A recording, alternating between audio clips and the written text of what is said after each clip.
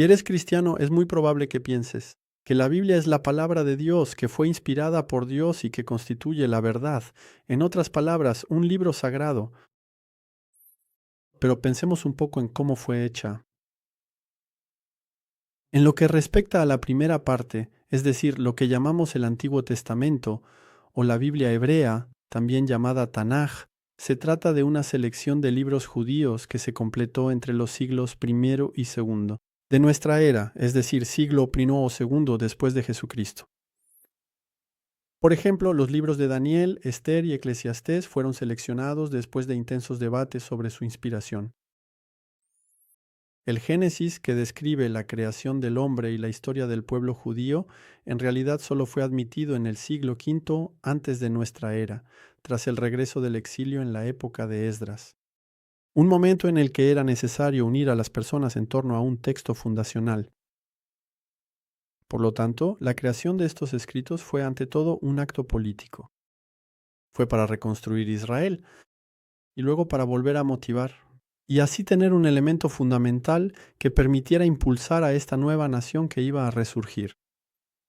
De hecho, el Génesis y los primeros libros son una compilación de diferentes relatos y tradiciones que se han transmitido a lo largo del tiempo. Cuando se leen estos libros, de hecho, se observan diferencias de estilo, historias que incluso entran en conflicto entre sí. Por ejemplo, en el libro del Éxodo, Jehová ordena, no matarás.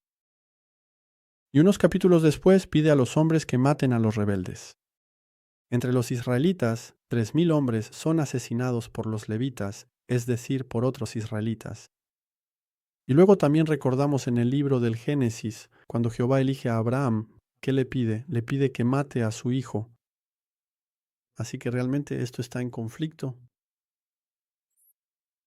El Tanaj, entonces. Esta parte de la Biblia fue declarada cerrada y completa hacia el año 400 antes de Jesucristo. Así, ningún texto pudo ser declarado sagrado después. Biblias con macabeos no son aceptadas por judíos, aunque narran la popular fiesta de Hanukkah. Por lo tanto, fueron hombres, rabinos en este caso, quienes decidieron qué libro estaba inspirado y cuál no lo estaba, sino qué libro encajaba bien en el relato que presentaban al pueblo. Por eso los eligieron. Por ejemplo, el libro de los Macabeos, que sin embargo era ampliamente leído y aceptado por los judíos, no forma parte del Tanaj. ¿Por qué? Porque habla de la oración por los muertos. Para los judíos, cuando estás muerto, nada de intercesión de santos, y también porque la realeza de los macabeos y el sacerdocio eran asumidos por judíos que no descendían de David ni de Tzadoc.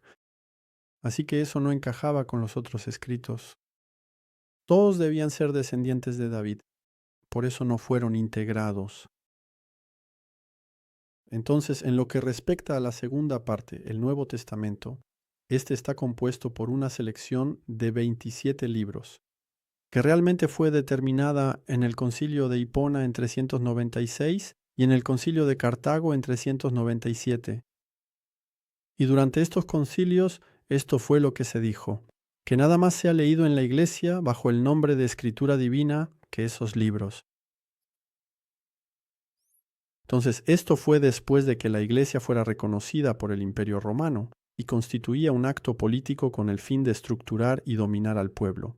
Porque el Imperio Romano estaba en plena decadencia y entonces el emperador se convirtió él mismo a esta religión, no porque creyera en ella, sino porque para él era un medio, una herramienta para reconciliar al pueblo y poder dominarlo, para lograr que el Imperio Romano resurgiera.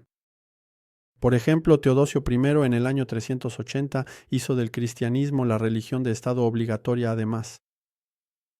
Y escribió, queremos que todos los pueblos sometidos a nuestra clemencia profesen la ley que Pedro transmitió a los romanos, a los demás los consideramos locos y desquiciados. Serán marcados con infamia y sufrirán los castigos que la ley divina nos autoriza a infligir. ¿Se lo imaginan? Por ejemplo, la epístola de Clemente de Roma a los Corintios. Clemente es citado en las Escrituras. Creo que es Pablo quien lo cita. Ese libro fue escrito en el año 95, así que en la época en que el apóstol Juan escribió esos libros. Se leía en las iglesias hasta el siglo IV.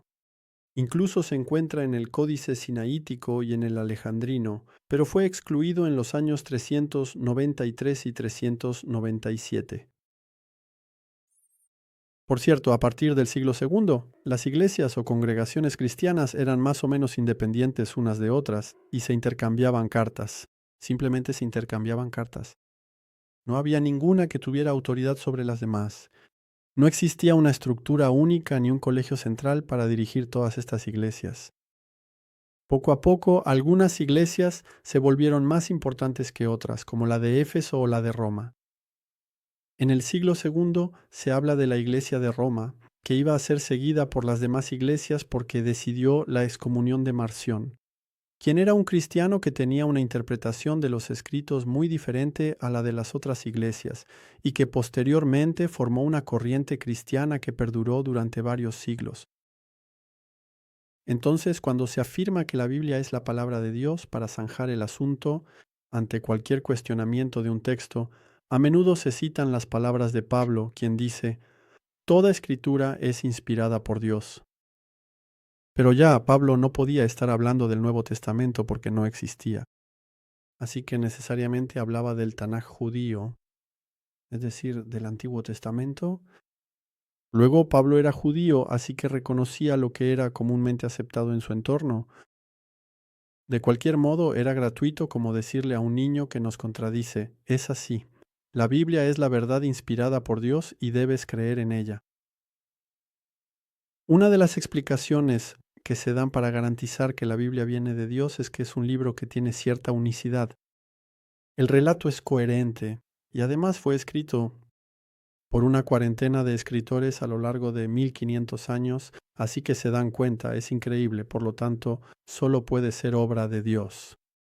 Pero en realidad hay cierta unicidad en la Biblia porque precisamente los hombres eligieron los libros que no se contradecían o no demasiado, y cuando había una gran discrepancia, directamente se cambiaba el texto.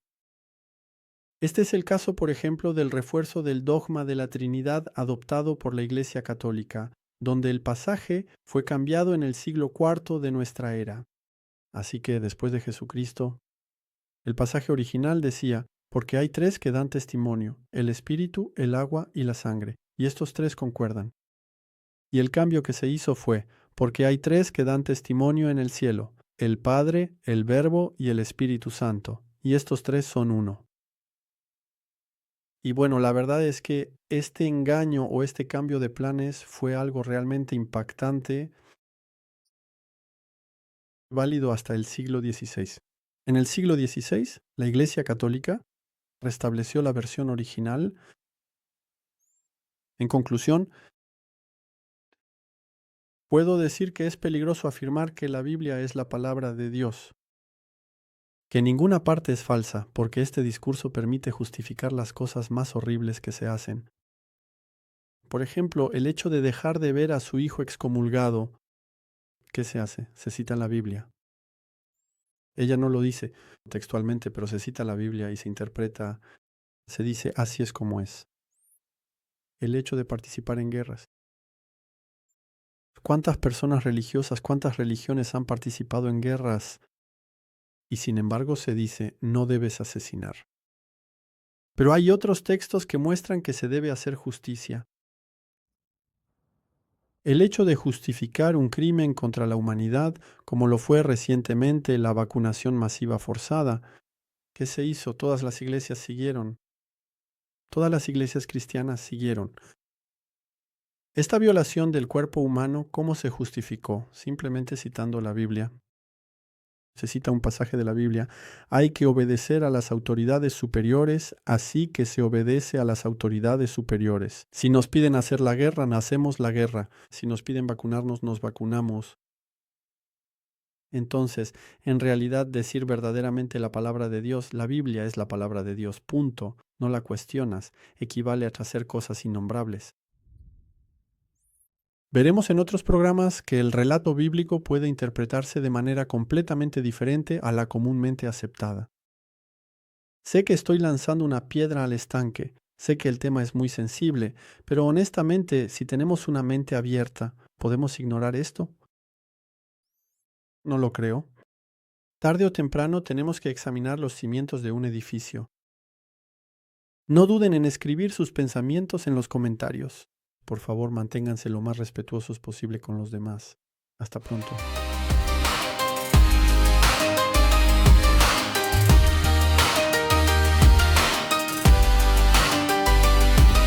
They stole our breath, they stole the open sky, said it's for your